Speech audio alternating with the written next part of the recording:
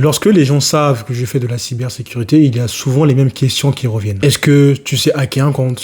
Est-ce que tu peux me créer un VPN ? Est-ce que tu portes des suites à capuche tous les jours ? Tous ces mythes-là un peu qui viennent coller une image et une étiquette sur notre métier, il faut se le dire, ce sont clairement des mythes, d'accord ? Il y a effectivement des passionnés, des gens très très dans leur monde qui effectivement portent des suites à capuche, mais ce n'est pas universel. Il y a un mois de cela, je m'étais rendu dans un cabinet médical, et vous savez, les cabinets médicaux, ils ont des informations sur vous, votre âge, votre nom, ce que vous faites dans la vie, et ainsi de suite. Je m'étais rendu dans ce cabinet médical, et il y avait cette hôtesse d'accueil qui m'avait demandé qu'est-ce que je faisais. Je lui ai répondu que je faisais de la cybersécurité. Ensuite, elle s'est mise à me dire « Ah, trop bien, trop cool, est-ce que tu peux hacker des comptes et tout ?»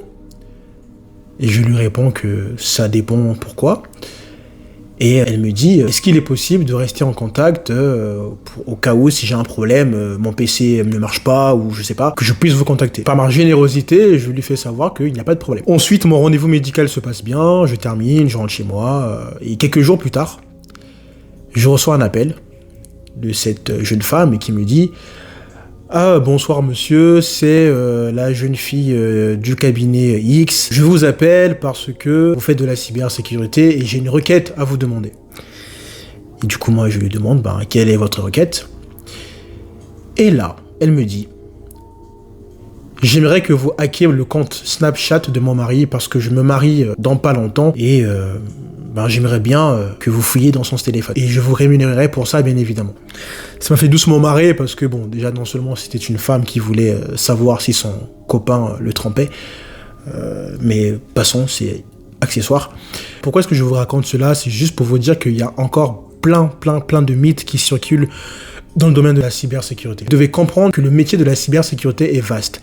N'importe quel professionnel de la cybersécurité que vous allez voir n'est pas capable de hacker. Il y a des gens qui travaillent dans la cybersécurité et qui n'ont même pas touché une seule fois à Kali Linux, par exemple. Donc ce n'est pas à tout le monde que vous pouvez demander ce genre de requête. Première chose, déjà c'est un premier mythe. Dans la cybersécurité, il y a des gens qui sont majoritairement cyberdéfense, il y a des gens qui sont dans l'attaque, il y a des gens qui font du forensique, c'est-à-dire qu'ils vont essayer d'investiguer dans des ordinateurs portables pour voir s'il y a des traces de quoi que ce soit.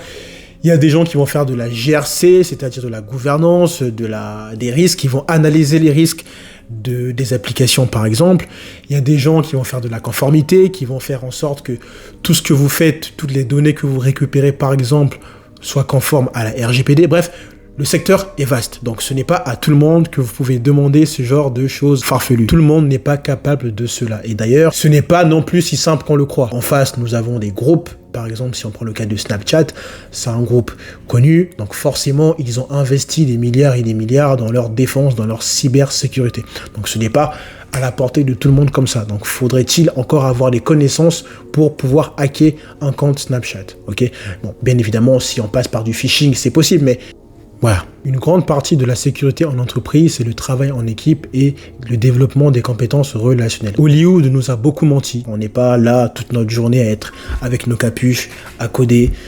Non, c'est faux. Ok, c'est clairement un mythe. Deuxième mythe en cybersécurité, c'est de croire que utiliser un VPN égale être en sécurité. Il y a de cela quelques mois, j'ai fait une vidéo sur le VPN où je construisais mon VPN et je vous disais également que le VPN a uniquement pour objectif de pouvoir outrepasser certaines restrictions géographiques. Aujourd'hui, le grand public n'a pas forcément besoin de VPN. Tout ça, c'est marketing. Si vous avez un VPN, ça ne veut pas dire que vous êtes en sécurité et qu'on ne peut pas vous hacker, qu'on ne peut pas vous trouver. À l'heure actuelle, vous n'avez pas besoin de VPN pour être en sécurité. Ok, le VPN ne sert qu'à outrepasser certaines restrictions géographiques ou encore à pouvoir accéder à un réseau d'entreprise qui est distant.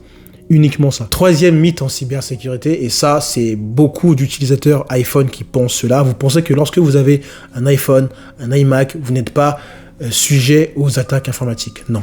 Ok.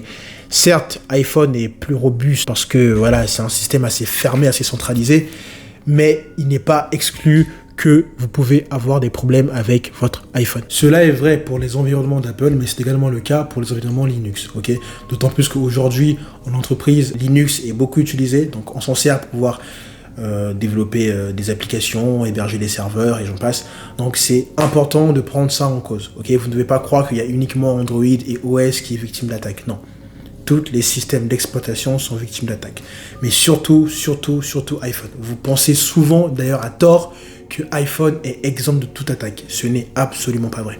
Faites attention, mettez à jour vos terminaux, ça sera toujours la meilleure solution pour vous. Bref, il y a encore plein de mythes en cybersécurité. D'ailleurs, ceux qui sont en entreprise pensent souvent qu'avoir un EDR, donc un Endpoint Detection Response, en gros, c'est un système qui vous permet de pouvoir détecter des alertes, des attaques et de pouvoir faire des actions adéquates. Par exemple, bloquer des comportements suspects, une adresse IP ou autre. En entreprise, les gens croient souvent à tort que lorsque vous avez un EDR, ça y est, vous êtes protégé de tout. Mais non, encore une fois, ce n'est pas parce que vous avez un outil que vous allez être protégé. Certes, ça réduit le risque, mais avoir un outil ne va pas résoudre tous vos problèmes. Et la réalité, c'est que cela peut même créer d'autres problèmes dus à la complexité et à l'incompatibilité entre les différents logiciels. Ce n'est pas parce que vous avez un outil que vous êtes 100% protégé. Faites attention à cela. Autre chose aussi que vous devez savoir, c'est que vous pensez souvent que les hackers sont des personnes qui viennent de l'extérieur.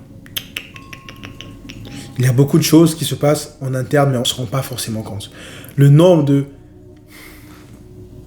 Je suis tenu par le secret professionnel, mais bref, le nombre de choses que je vois dans les entreprises, le nombre de failles internes, c'est aberrant. Prenez conscience que le danger ne vient pas forcément de l'extérieur. Le danger vient souvent de l'intérieur. Parce qu'on fait des choses, on ne se rend pas compte, soit par manque de connaissances, soit par désinvolture, soit par inattention. Bref, faites attention à ce qui se passe en interne. Et enfin, dernière chose que je voulais dire par rapport à l'argent. La cybersécurité est un secteur qui est très rémunérateur. Ok ? La cybersécurité est un secteur qui paye très bien, il ne faut pas se le cacher. Mais vous devez comprendre que tout dépend. Tout dépend de ce que vous proposez comme valeur. Tout dépend du type de poste. Tout dépend de votre localisation. Et enfin, tout cela dépend de ce que vous considérez comme être un bon salaire. Si vous voulez entrer dans la cybersécurité, que vous soyez étudiant, débutant, en reconversion professionnelle, j'ai créé un guide juste en dessous qui va vous dire pas à pas comment est-ce que vous pouvez rentrer dans le secteur de la cybersécurité de manière assez rapide. Si vous voulez prendre un rendez-vous avec moi, discuter, prenez un rendez-vous de 30 minutes et je me ferai un plaisir de vous aider. Et d'ailleurs, dites-moi en commentaire ce que vous avez pensé de mon histoire. Est-ce que vous avez des fois des gens de votre entourage qui vous demandent si vous pouvez faire ci ou ça pour eux en cybersécurité? Voilà. Parce qu'il faut se le dire, la cybersécurité, ça reste quand même un mystère pour beaucoup de monde. C'était Jodri, prenez soin de vous. Tchuss, à la prochaine vidéo.